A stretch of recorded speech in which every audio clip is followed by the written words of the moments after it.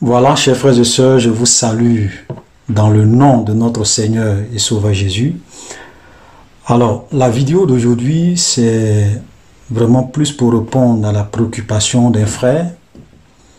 Un frère qui est catholique, voilà, qui m'a posé une préoccupation très importante et qui m'a demandé que oui, ils suivent mes vidéos, mais eux, ils sont catholiques et qu'ils prient devant des crucifixes. Voilà, ils prient devant la croix de Jésus, ils prient également le statut de la Vierge Marie avec des chapelets. Donc la question, la question qu'il m'a posée, c'est une question à deux niveaux. Donc la première question, c'était de savoir est-ce que le fait de prier devant la croix de Jésus crucifié, ou bien le fait de prier la statue de Marie avec le chapelet, est-ce que c'est biblique? Voilà, donc voilà la question qu'il m'a posée. Alors, je lui ai dit, bon, je lui ai dit vraiment, je suis content pour son souci de recherche de la vérité, et que vu que c'était une préoccupation très importante, j'allais vraiment faire une vidéo à cet effet pour essayer vraiment de lui démontrer à la lumière de la parole de Dieu si c'était biblique ou pas. Voilà, si c'était biblique ou pas. Et donc, je voudrais d'abord dire que moi, je ne suis pas là pour défendre une dénomination. Je ne suis pas là pour défendre une communauté. Voilà. Je ne suis ni catholique, je ne suis ni protestant, je ne suis ni évangélique, je ne suis ni pentecôtiste. Voilà, parce que pour moi, ce qui est important, c'est la vérité biblique. C'est la vérité biblique. Vous connaîtrez la vérité et la vérité vous affranchira. C'est la vérité qui m'importe. Voilà, parce que les dénominations catholiques, protestants, tout ça, bon, ça ce sont des, j'ai envie de dire, ce sont les hommes qui ont créé toutes ces choses-là. Ce sont les hommes qui se définissent comme étant des catholiques, comme étant des protestants, comme étant des évangéliques. Dieu s'en fout de ça. Ça, c'est pas le problème de Dieu. Et j'avais une fois écouté une histoire, j'avais entendu une histoire d'un homme, voilà, qui va un jour faire un songe, il va faire un rêve, il va rêver, il va aller dormir, et dans son songe, il se retrouve à la porte du paradis. Et quand il arrive à la porte du paradis, il y avait un ange qui était là.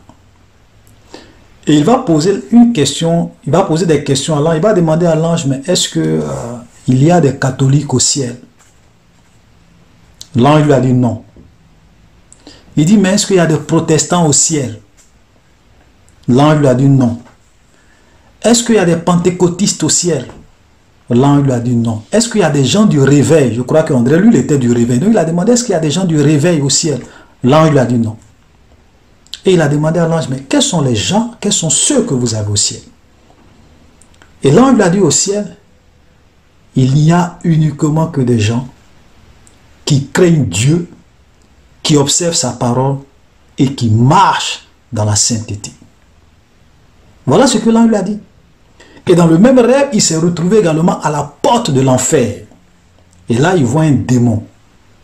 Et il demande au démon qui gardait la porte de l'enfer, il dit, est-ce qu'il y a des protestants à l'enfer? L'ange dit, oh, ils sont remplis ici. Est-ce qu'il y a des catholiques? Oh, ils sont là pleins. Est-ce qu'il y a des évangélistes? Oh, ils sont versés. Est-ce qu'il y a des gens du réveil? Oui, ils sont là pleins. Et il a demandé à l'ange parce qu'il s'est souvenu de ce que, pardon, il a demandé au démon parce qu'il s'est souvenu de ce que l'ange lui avait dit. Est-ce que vous avez des gens ici qui craignent Dieu, qui obéissent à sa parole et qui marchent dans la crainte du Seigneur? Le démon lui a dit, aucun, même un seul, il n'y en a pas ici. Et il s'est réveillé. Et là, il a compris que ce qui est important pour Dieu, ce ne sont pas nos religions. Ce ne sont pas notre appartenance dans une communauté. Parce que chez Dieu, il n'y a pas un cahier pour dire que tous ceux qui sont catholiques vont rentrer au paradis. Chez Dieu, il n'y a pas un cahier pour dire que tous ceux qui sont protestants vont rentrer au paradis. Chez Dieu, il n'y a pas un cahier pour dire que tous ceux qui sont évangéliques vont rentrer au paradis. Ça n'existe pas. Il n'y a pas un cahier comme ça. Et donc, Dieu, ce qu'il regarde, c'est notre vie de sainteté, l'obéissance à sa parole. C'est-à-dire qu'une fois que nous acceptons le Seigneur comme notre Seigneur, notre Sauveur personnel, ce que Dieu regarde, c'est est-ce que toi qui te dis chrétien, toi qui te dis que tu as accepté Jésus, quelle est ta relation avec lui? Quelle est la vie que tu as menée sur la terre? Voilà ce que Dieu regarde. Donc ce n'est pas une histoire de je suis catholique, je suis protestant. Ça là, Dieu s'en fout de ça. Frère, je vous dis la vérité. C'est la vérité. Voilà. Donc, je ne suis pas dans une position pour défendre une dénomination ou pour condamner une dénomination. Moi, je condamne lorsque c'est pas conforme à la parole de Dieu.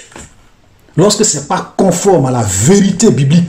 Et vous voyez, pour ceux qui regardent, qui regardent un peu mes vidéos, il y a beaucoup de vérités que je dis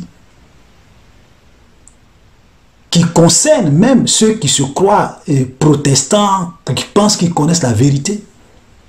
Parce que on peut peut-être reprocher pas mal de choses aux catholiques, mais pour ceux qui ont regardé ma vidéo, les antichrists dans nos églises, la première partie, la deuxième partie, vous allez voir qu'il y a beaucoup de pratiques aujourd'hui dans nos églises qui sont antichrists, qui ne sont pas bibliques. Ce n'est pas seulement les catholiques. Voilà. Donc, il faut qu'on revienne à la parole, il faut qu'on revienne à la sainte doctrine. Donc aujourd'hui, nous allons essayer de répondre à la question de ce frère.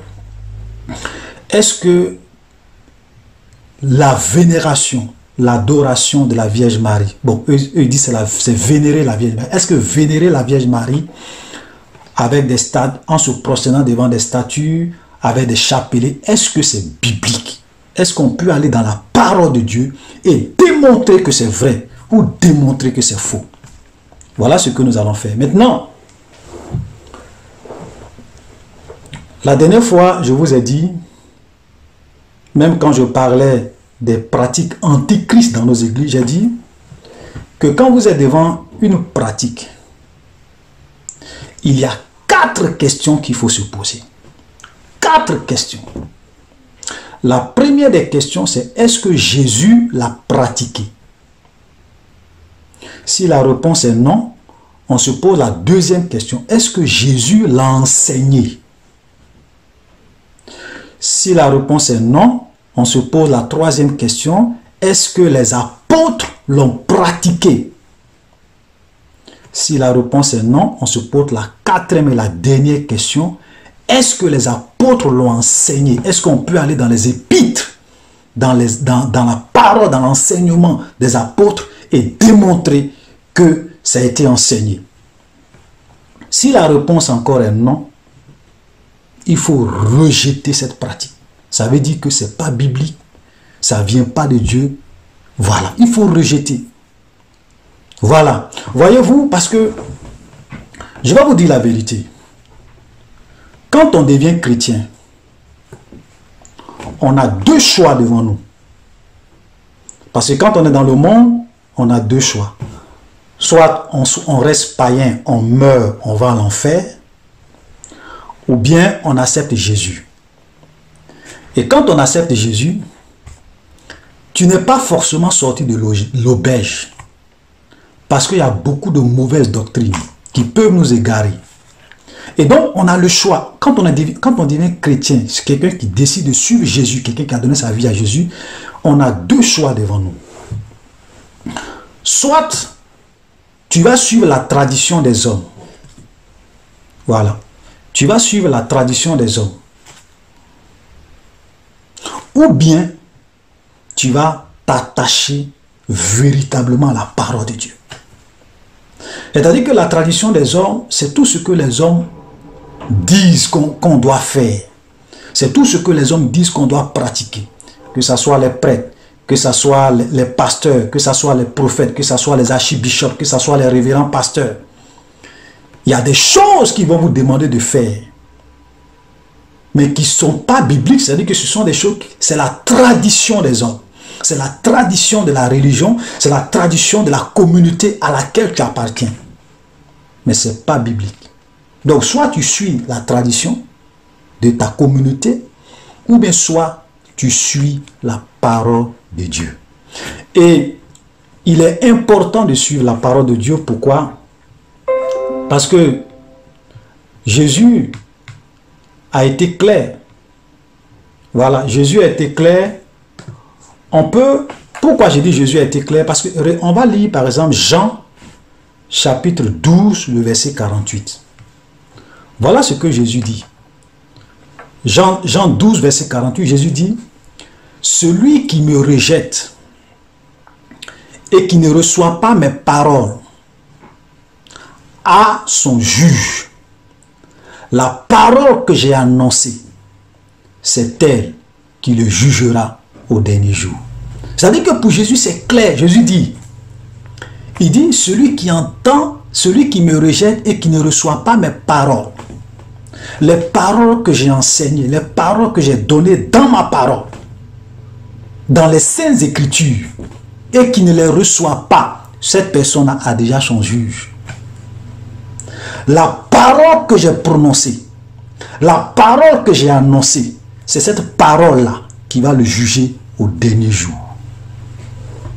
Frère, c'est pour cela que je voudrais vraiment vous dire, en tout cas je vous en supplie, ne croyez pas en ce que les hommes vous disent. Ne croyez pas en ce que vos prêtres vous disent. Ne croyez pas en ce que vos prophètes vous disent. Ne croyez pas en ce que vos pasteurs vous disent, si cela n'est pas conforme à la parole de Jésus. Rejetez. Parce qu'au dernier jour, vous savez au dernier jour ce qui va se passer, chacun sera devant Dieu. Et le Seigneur va dire, il est écrit. Et ça va s'afficher comme sur un écran. Il est écrit le verset, le livre, le chapitre, le verset, ça va s'afficher. Et à côté, tu vas voir tes œuvres. Et Dieu va dire encore, il est écrit. Et tu vas voir à côté de ce verset tes œuvres. Il est écrit. Et tu vas voir à côté tes œuvres. Et c'est ça qui va te condamner.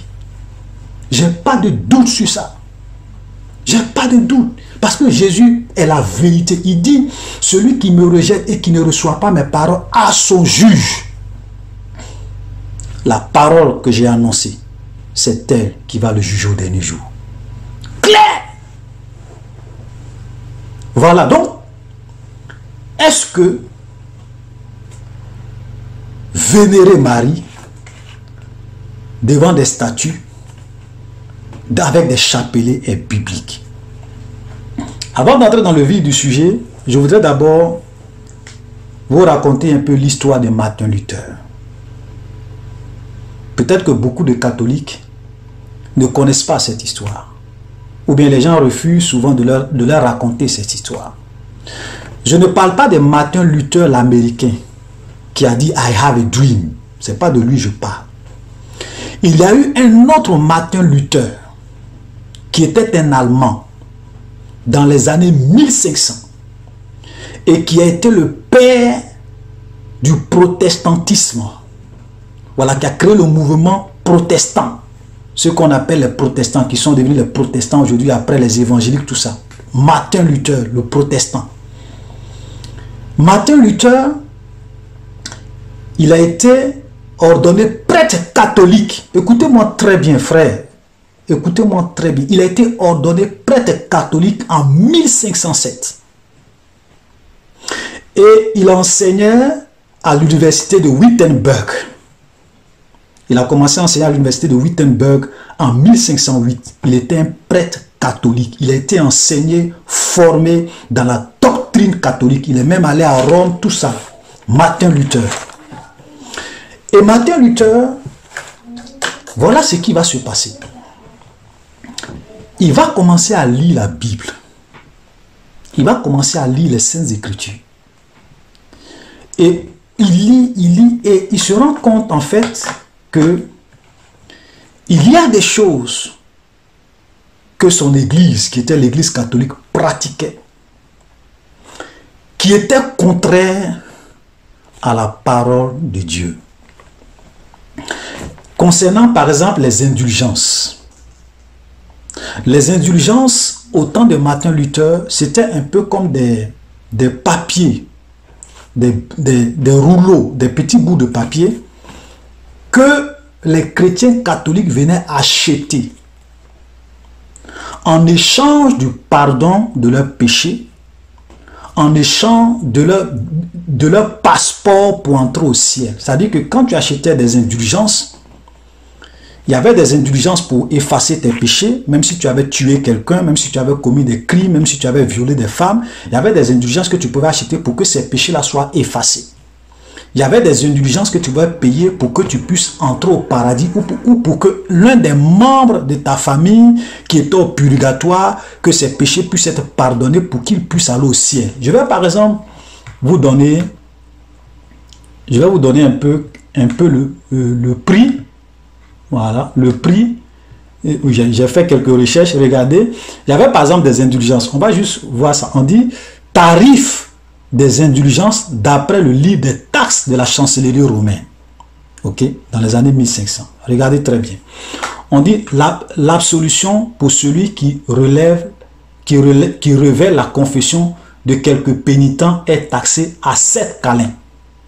Donc, tu payes. On dit l'absolution pour celui qui abuse d'une jeune fille est taxée à 6 câlins. Ça veut dire que si tu as abusé d'une jeune fille, tu pouvais venir à payer une indulgence. Et quand tu achètes cette indulgence-là, ça fait que ton péché est pardonné, même si tu avais abusé d'une jeune fille. Et même, je vais prendre encore un dernier, on dit par exemple, l'absolution pour celui qui a tué son père, sa mère, son frère, sa soeur, sa femme ou quelque autre parent ou allié est taxé à 5 carlins.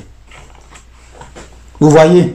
Donc ça veut dire que même tu pouvais tuer, c'est-à-dire que si tu as tué ton père, ta mère, tes soeurs, tu pouvais venir payer ces indulgences-là. Et puis c'est sûr comme si ton péché était pardonné. Voilà ce qui se pratiquait au temps de Martin Luther, au nom de la religion catholique. Et Martin Luther a développé 95 thèses qu'il a affichées à Wittenberg pour dénoncer cela. Et c'est de là, je veux dire, c'est tout ça qui a pris forme et qui a donné naissance au mouvement protestant. Et ça, il y a beaucoup de protestants qui ont été tués au nom de la religion catholique. Ça, c'est l'histoire. Je n'invente rien. C'est-à-dire que si vous pensez que je mens, vous pouvez aller sur Internet, vous pouvez faire des recherches sur le mouvement de la réforme avec Martin Luther. Et vous allez avoir beaucoup de documentation là-dessus. Ok? Pourquoi je raconte cette histoire? C'est simplement pour vous dire, voilà quelqu'un qui était catholique, qui était prêtre catholique et qui a préféré suivre la voie de la vérité que de suivre la religion, la tradition des hommes. Et c'est de là qu'est venue la fameuse phrase sola scriptura. Sola scriptura, ça veut dire que seules les Écritures, on n'a plus besoin de suivre la tradition des hommes. On n'a plus besoin de suivre ce que les gens nous disent. On n'a plus besoin de suivre ce que le pape nous dit. On n'a plus besoin de suivre ce que les prêtres nous disent. Nous, on veut suivre ce que les Écritures nous disent. Voilà des gens qui étaient nobles. Des gens qui avaient compris qu'au dernier jour, c'est la parole de Dieu qui va les juger. Ils ont préféré suivre la parole de Dieu. Voilà. Donc, on va revenir, parce que c'est un sujet qui est vaste, parce qu'on ne peut pas aborder toutes les doctrines. Je vais juste prendre le cas de Marie. Je pense que déjà, si on arrive à démontrer ça, ça peut éclairer ce frère qui nous a posé la question. Voilà, donc, d'abord, on va parler un peu des doctrines sur la Vierge Marie dans le catholicisme. Je vais juste prendre, j'ai pris par exemple 3 doctrines. On va prendre 3 doctrines et on va voir la lumière de la parole de Dieu. Et ce sont des doctrines bibliques. Par exemple, concernant la Vierge Marie, il y a la doctrine de la virginité perpétuelle de Marie. Ça, c'est une doctrine. La doctrine de la virginité perpétuelle de Marie. C'est-à-dire que Marie, même après avoir mis au monde l'enfant Jésus, elle est demeurée vierge jusqu'à son absence, jusqu'à sa montée au ciel. Voilà. Parce que pour les catholiques, Marie a été enlevée. Donc jusqu'à son ascension. Maintenant, est-ce que on peut prouver ça dans les Écritures? Ok. Et cela a été proclamé au Concile de Latran en 1689. Cette doctrine-là, la virginité perpétuelle de Marie. On va aller dans les Écritures pour voir si c'est biblique. Est-ce que ça tient la route? On va lire par exemple Matthieu chapitre 1 à partir du verset 26. Voilà ce qu'il a dit. Mais, parce que Joseph devrait épouser sa femme Marie, elle était enceinte, donc il voulait se séparer d'elle. Donc il y a un ange qui va venir lui dire non, il faut prendre Marie pour femme, parce que l'enfant qu'elle porte vient de Dieu, vient du Saint-Esprit. Elle n'a pas commis un adultère, n'a pas péché. Et voilà ce qu'il dit ici, le verset 26, il a dit, mais Joseph, on parle de Joseph, il ne l'a connue point jusqu'à ce qu'elle eût enfanté un fils auquel il donna le nom de Jésus. Ça veut dire que on dit Joseph n'a pas connu Marie. Marie était sa femme, mais il n'a pas connu Marie jusqu'à ce que Marie puisse enfanter l'enfant Jésus. Ça veut dire qu'ils n'ont pas eu de rapport sexuel jusqu'à ce que Marie puisse enfanter l'enfant Jésus. Maintenant, après que Marie eut enfanté l'enfant Jésus, Joseph a connu Marie. Parce que attends, tu ne peux pas épouser une femme. Non, je veux dire, soyons logiques. Tu ne peux pas épouser une femme qui va vivre avec toi. Et puis, tu ne vas pas la connaître. Parce que consommer le mariage, c'est ça. C'est ça. Ok? Donc là, on dit, il n'a pas connu Marie jusqu'à ce qu'il eût enfanté l'enfant. L'enfant. Ok? Mais il ne l'a connu point jusqu'à ce qu'elle eût enfanté un fils auquel il donna le nom de Jésus. Là encore, peut-être on peut me dire, oui, mais rien ne nous dit qu'il a vraiment connu.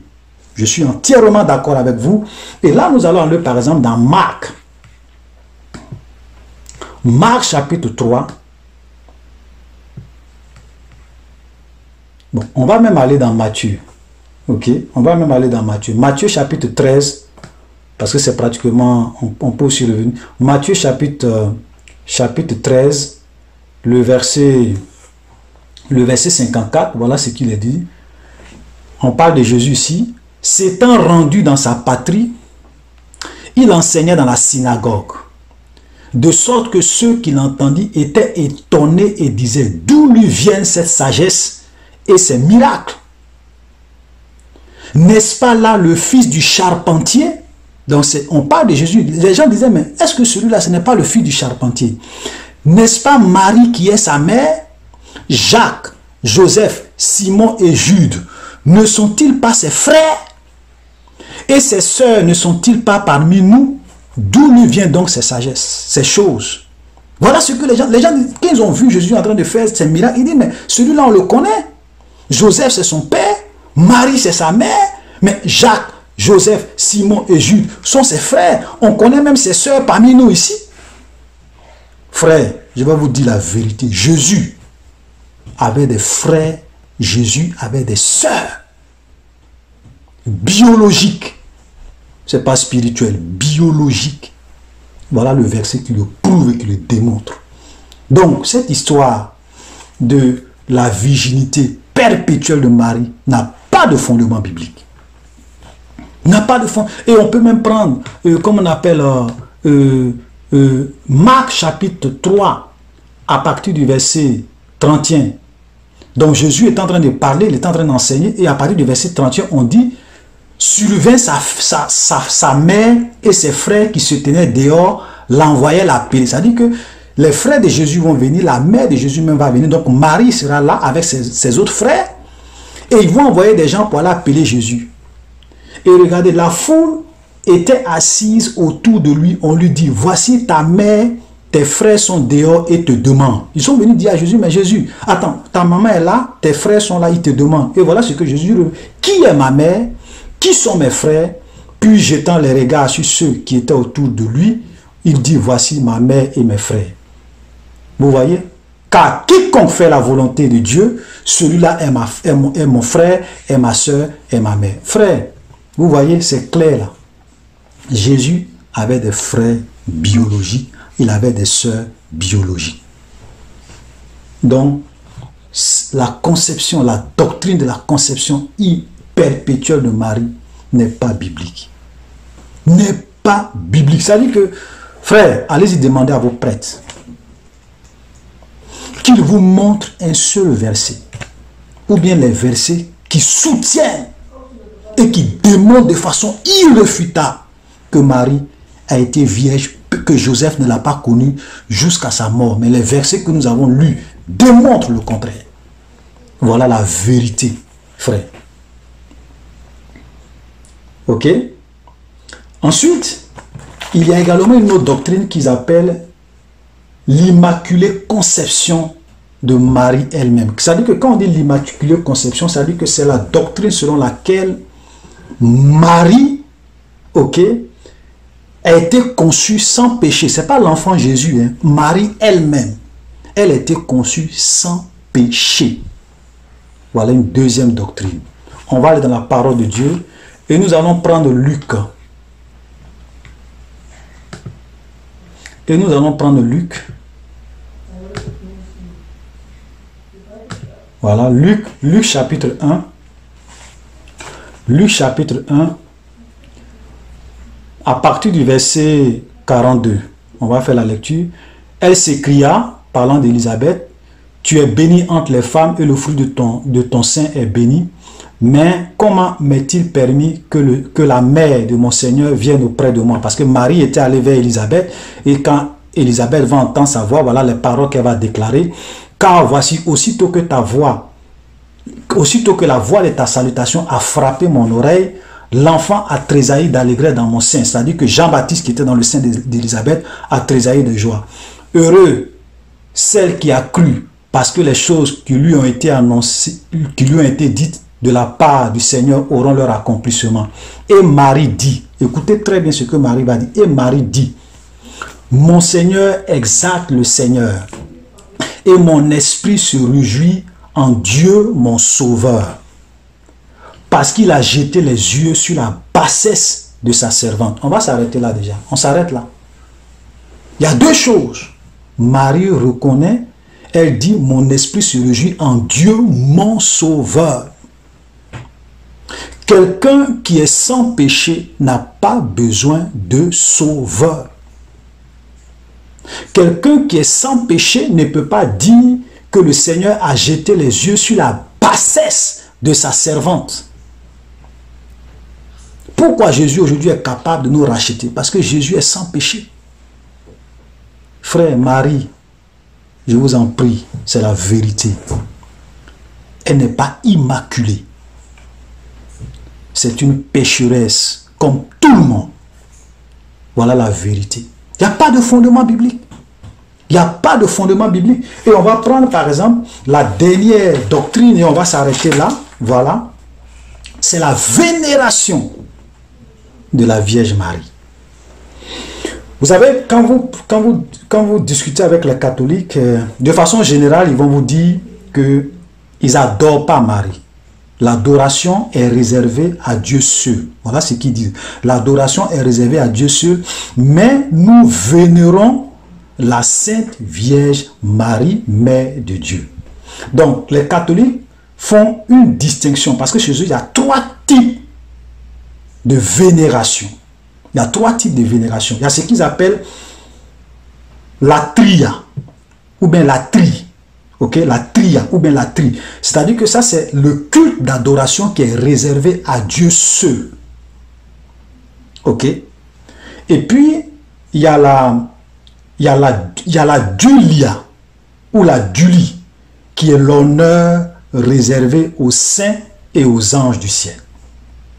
Et puis maintenant, il y a ce qu'ils appellent le hyperdulie, ou bien le hyperdulia, qui est le culte particulier réservé à la Sainte Vierge Marie.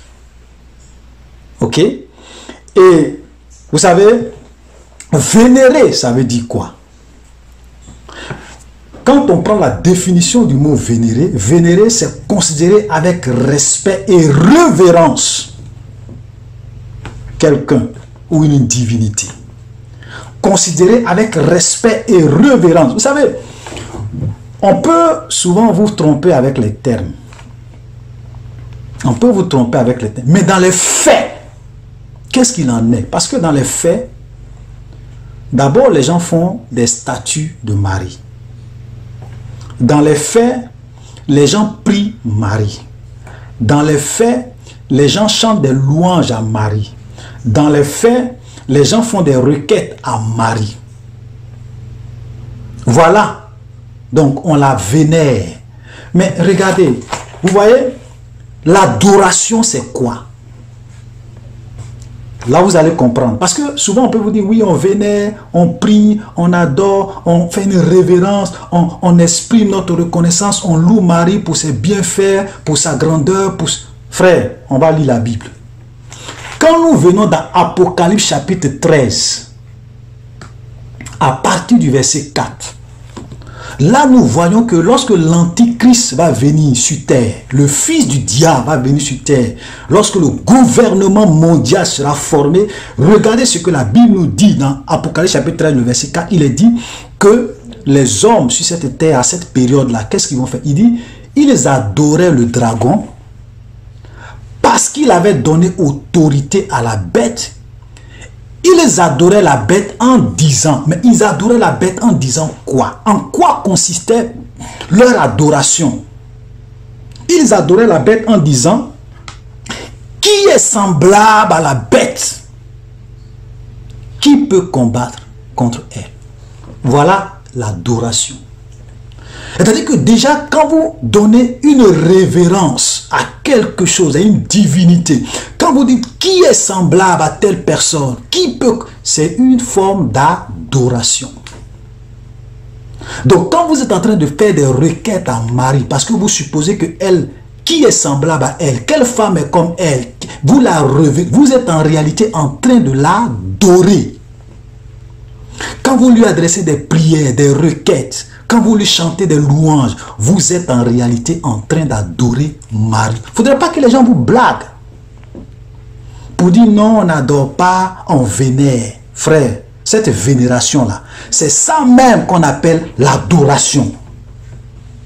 Parce que regardez, on dit, il disait à la bête, qui est semblable à la bête? Et la Bible dit que ça là, c'est une adoration. C'est une forme d'adoration. Alors que vous-même, dans votre doctrine, vous reconnaissez que l'adoration doit revenir à Dieu seul. Donc, on va aller vite. Ok? Regardez, chers frères et sœurs. Le fait de se prosterner devant des statues, le fait d'adresser des prières à Marie, le fait de prier avec des chapelets, c'est pas biblique. C'est anti-biblique. C'est contraire à la volonté de Dieu. Regardez, même, même quand vous lisez le livre de Galates, parmi les œuvres de la chair, il est parlé de l'idolâtrie. De l'idolâtrie. Dans le Nouveau Testament, quand vous prenez les œuvres de Galates 5, il est parlé des œuvres de la chair et la Bible, et parmi les œuvres de la chair, on parle de l'idolâtrie. Et même quand on vient dans Exode, ok, on peut aller dans Exode. Donc nous allons aller dans Exode chapitre 20. On va commencer à faire la lecture à partir du verset 1er. Voilà ce qu'Exode nous dit. Alors Dieu prononça toutes ces paroles en disant, parce que dans le Nouveau Testament, on a vu que l'idolâtrie est condamnée. On vient maintenant ici dans l'Ancien Testament, regardez ce qu'il est dit. Alors Dieu prononça toutes ces paroles en disant, je suis l'Éternel ton Dieu, qui t'a fait sortir du pays d'Égypte, de la maison de servitude. Tu n'auras point d'autre Dieu devant ma face. Tu ne te feras point d'image taillée, ni de représentation quelconque des choses qui sont en haut dans les cieux, qui sont en bas sur la terre, qui sont dans les eaux plus bas que la terre. Tu ne te prosterneras point devant elles, tu ne les serviras point, car moi, l'Éternel ton Dieu, je suis un Dieu jaloux qui punit l'iniquité des pères sur les enfants jusqu'à la 3e et la 4e génération de ceux qui me haïssent. Dieu dit, tu ne te feras point d'image taillée. Tu ne te feras point de représentation quelconque des choses qui sont en haut dans les cieux, qui sont en bas sur la terre, qui sont dans les eaux plus bas que la terre. Tu ne te prosterneras point devant elles et tu ne les serviras point. Donc on ne doit même pas faire de représentation d'un saint. On ne doit pas faire de représentation de Marie. On ne doit pas faire de représentation de Dieu. On ne doit pas faire de représentation de Jésus. Comme le frère me l'a posé, prier Jésus sur la croix et puis on le prie. Aucune représentation. Même les anges, on ne doit pas faire leur représentation. Dieu, on ne doit pas faire sa représentation. Jésus, on ne doit pas faire sa représentation. Et on ne doit pas se prosterner devant ces représentations. C'est clair et c'est net, frère. Voilà. Donc déjà, je pense que, vous voyez, on pouvait aller dans beaucoup de doctrines. Mais j'ai juste pris cela pour simplement répondre à mon frère qui m'a posé la question et lui dire que sur les deux questions qu'il m'a posées, à savoir prier Jésus-Christ crucifié sur une croix, prier devant les statues de la Vierge Marie avec les crucifix, avec les chapelets, est-ce que c'est biblique? C'est pas biblique. C'est pas biblique. C'est contraire à la parole de Dieu. Donc, nous allons nous arrêter là. Et nous allons conclure. Donc, je voulais simplement dire que mon objectif, ce n'est pas de condamner quelqu'un. Parce que nous tous, nous avons été dans l'ignorance. Même moi-même. Ce que j'enseigne aujourd'hui, dans ma vie passée, j'ai enseigné le contraire. J'ai même enseigné des choses qui étaient anti-bibliques. J'ai même pratiqué des choses, eux-mêmes enseigné des choses qui étaient contraires à la vérité biblique. Mais quand le Seigneur m'a ouvert les yeux, j'ai revisé ma position. Voilà ce que Dieu nous demande. Ce n'est pas venir se frapper. Moi, je ne suis pas en train de lancer la pierre aux catholiques, aux protestants, non. Je me mets dedans parce que moi aussi, j'ai pratiqué des choses que Dieu condamnait.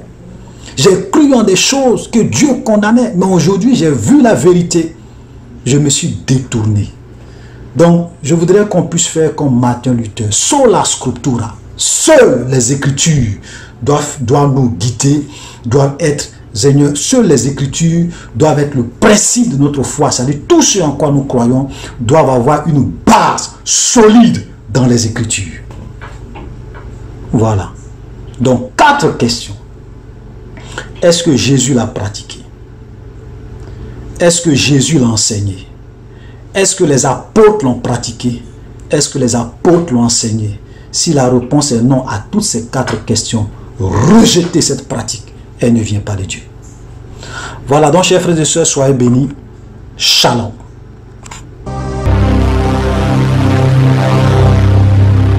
Abonnez-vous et cliquez aussi sur la petite cloche de notification pour ne rien rater de nos prochaines vidéos.